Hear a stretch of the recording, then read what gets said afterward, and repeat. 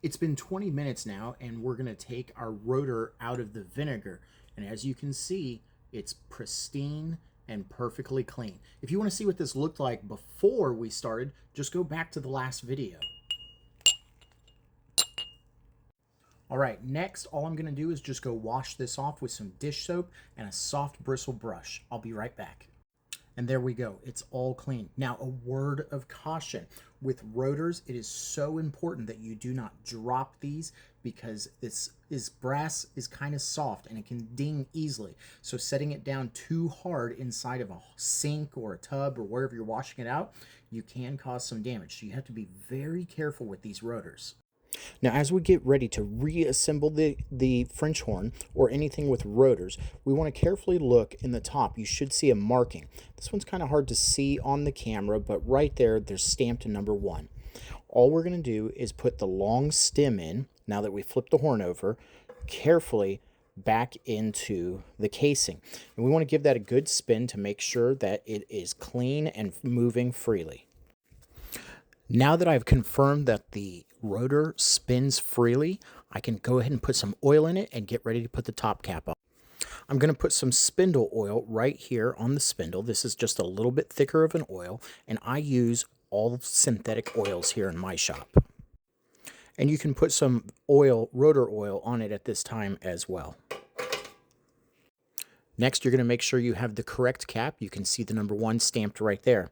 Now, there should be what we call witness marks on your caps. So right there on the edge, let's see if I can get that for you. Right there on the edge, you see the little tick mark? You're going to look right on the casing as well for the tick mark on the casing.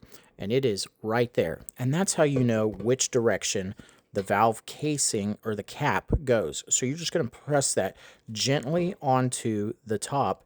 Then you're going to grab a drumstick and a rawhide mallet. And you're going to gently tap all the way around. Let me see, get your camera in the right position here. So you're gently going to tap all the way around, just like this, until it seats all the way.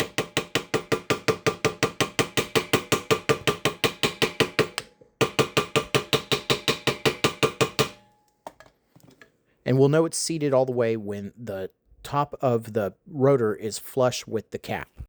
Now, sometimes this may seat too deeply and the rotor no longer spins by hand. For this, I just like to take my mallet and I just tap on the rotor valve stem right here, just a little bit, to unseat the cap, just the slightest little amount. And there we go. The rotor spins freely, but we haven't unseated it so much as to cause a gap here.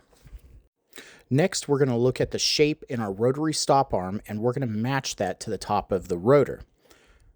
This part right here is the actual stop part of the arm. And if you look closely, right here, you have the bumpers. And the rotary stop arm connects and hits those bumpers. That's what stops it. So we know this one goes this direction, and we need to have this flat spot over to the right.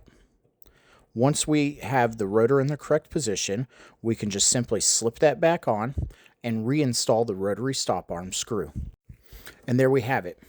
We successfully reinstalled our rotor. It's clean and moves freely. If you want to know how to restring your rotors, make sure you drop a comment and give a follow.